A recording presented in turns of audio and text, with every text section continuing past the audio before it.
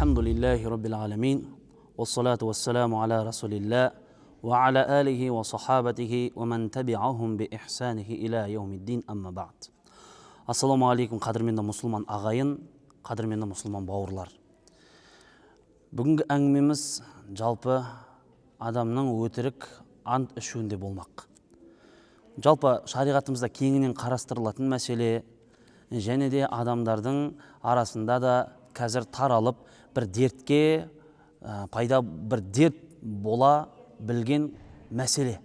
Сол себепті бұны айтпасқа шара жоқ, иншалла. Пайғамбар саллаллаху алейхи уассаламның хадистері, Алла тағаланың Құрандағы аяттары бізге нені үйретеді? Ең біріншіден шыншыл болуды үйретеді. Шыншыл болған адам шыншылдармен бірге тіріледі.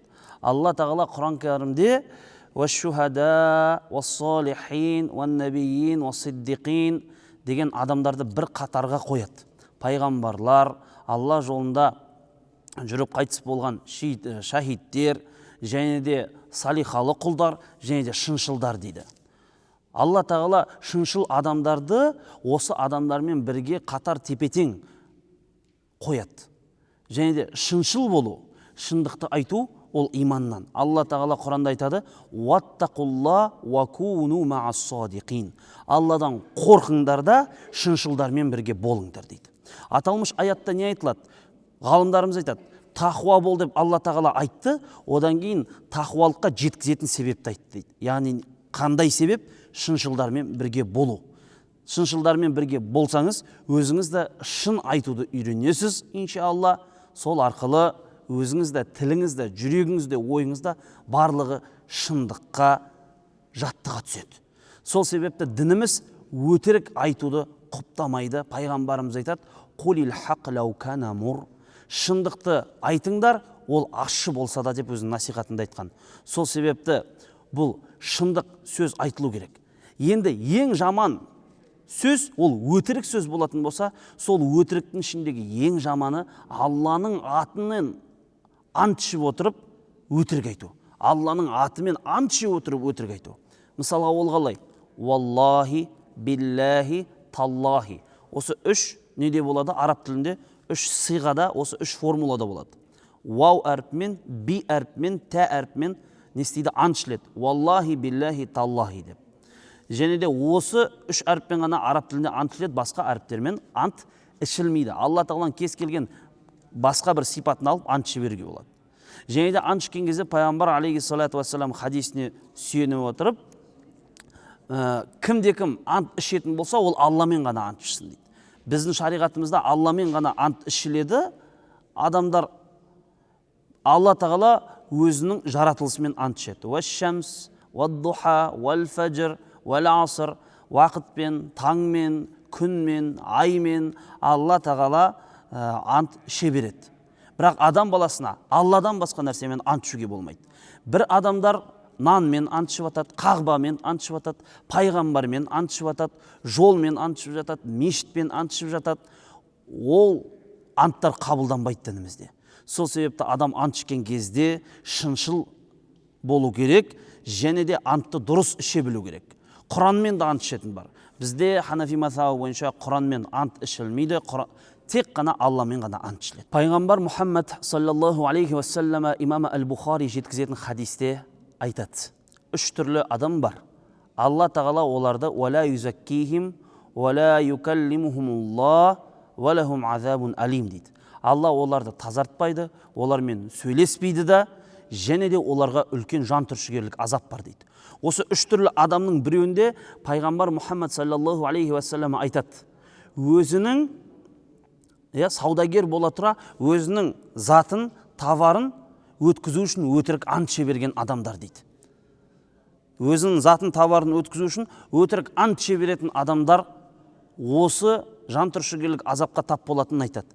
Мысалға айтасыз, мынау китайский емес, бұл Турциядан келген, бұл Италиядан келген товар. Шын айтам, мен бұны өзім оптым, осындай бағалам, саған осындайға сатып жүрмін, валлахи сені алдап, нем бар деп ант іше беретін болса, ол жазасы жаман. Және де ғалымдарымыз айтады, жалпы сауда мәселесінде көп ант іше беру ол сауданың берекетін азайтады дейді. Сол үшін шындықпен бір шындыққа сене отыра, Алланың құзырында шыншылдың дәрежесін біле отырып, шыншыл сөз жеткілікті. Және де кейбір адамдар бар, кез келген екі сөздің бірін ант іше береді.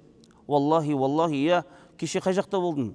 Пәленше деген қалада, рас па? Валлахи деп өз-өзін тек анта береді. Көп ант іше беру дінімізде тыйылған нәрсе.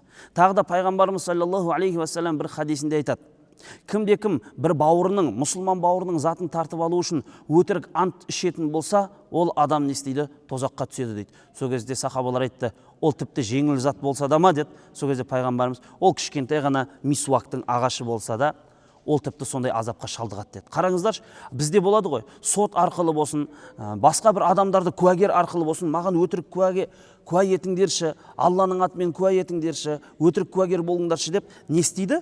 Адамдарды шақырып алып келіп, бір мұсылман бауырының затын тартып алу үшін осындай әрекетке бар жатады. Пайғамбар саллаллаху алейхи уассалам бұны құп көрмей жатыр. Пайғамбарымыз тағы да бір хадисінде, имам Аль-Бухари жеткізетін хадисте айтады: әл-кабаир дейді, үлкен күнәлар дейді. Олар әл-ширку билля, Аллаға серік қосу, әл-уқуқул валидайн, және де ата-анаға қарсы шығу, және де үшіншісі шахадату зур ау қаулу зур, өтірік куәлік ету, немесе өтірік жаңағы ант ішу. Өтірік ант ішесің, валлахи деп айтасың, істеген жоқпын дейсің, валлахи деп айтасың, істедім дейсің. Осылай өтірік ант ішу арқылы сен үлкен күнәға тап боласың. Яғни сен харам нәрсені істеген тап боласың. Егер де ғалымдарымыз айтады, бір адам ант іше отырып, ол оны істеген жоқ, мүлдем істеген жоқ. Мысалға, валлахи, ол мысалға кеше ол базарға барған жоқ. Ол айтады: валлахи мен бардым дейді. Бұның ешқандай кафараты жоқ. Бұның ешқандай кафараты жоқ. Ол адам Құдайдың құзырында өтірікші, Алламен ант еткен үшін бір харамға түсті, өтірік айтқан үшін екі харамға түсті. Және де бұның кафараты тек қана тәубе. Құдайдың құзырында тәубе етіп, кешірім сұрайды. Тәубенің үш шарты бар.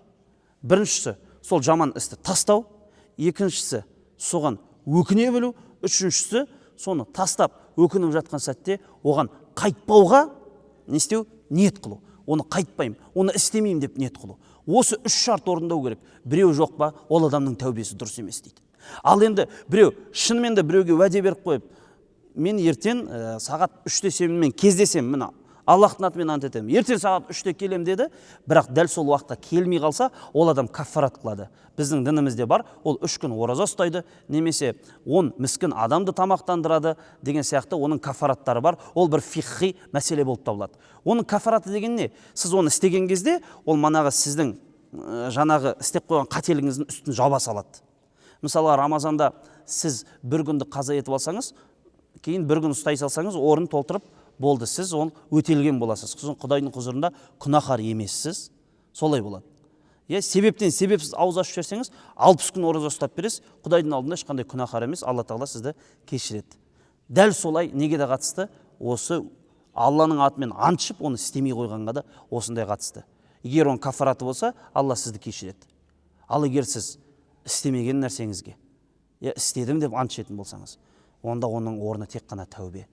Сол себепті дініміз осылай өтірік ант ішуден адамдарды аулақ қылуға шақырады, және де көбірек ант іше беруден де аулақ қылуға шақырады. Антты керек кезде іше білейік иншалла. Ахиру дауана анилхамдулиллахи раббил аламин.